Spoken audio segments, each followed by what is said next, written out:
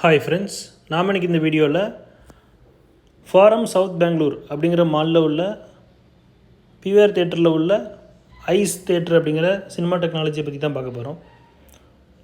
Video skip பண்ணாமல் கடைசி வரைக்கும் பாருங்கள், நான் ஒன்று ஒன்றா எக்ஸ்பிளைன் பண்ணுறேன்.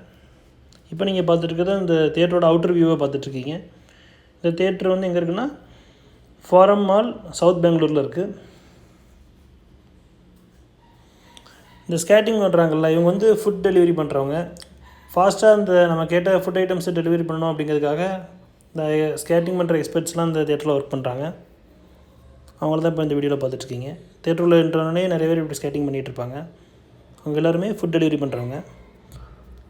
அதுக்கப்புறம் பார்த்திங்கன்னா இன்றைக்கி நம்ம பார்க்க போகிற சினிமா டெக்னாலஜி பேர் வந்து ஐஸ் தேட்டர்ஸ். அதாவது ஐஸ்னால் என்னென்னா இமர்சிவ் சினிமா எக்ஸ்பீரியன்ஸ். அதுதான் அந்த ஐஸோட ஃபுல் ஃபார்ம். ஸ்க்ரீன் நம்பர் 12 தான் அந்த ஐஸ் தேட்டர். அந்த மாலில் வந்து அதை ஞாபகம் வச்சுக்கோங்க. பிவிஆர் தேட்டரில் ஸ்க்ரீன் நம்பர் 12 வந்து ஐஸ் தேட்டர். இந்த ஐஸ் தேட்டரில் வந்து என்னெல்லாம் இருக்குன்னு பார்த்தீங்கன்னா டால்பி அட்மாஸ் சவுண்ட் சிஸ்டம் இருக்கும். அதுக்கப்புறம் 4K லேசர் ப்ரொஜெக்ஷன் இருக்கும். வாங்க இப்போ ஜஸ்ட் நம்ம ஸ்க்ரீன் உள்ளே போய் காமிக்கிறேன் எப்படி இருக்குன்ட்டு.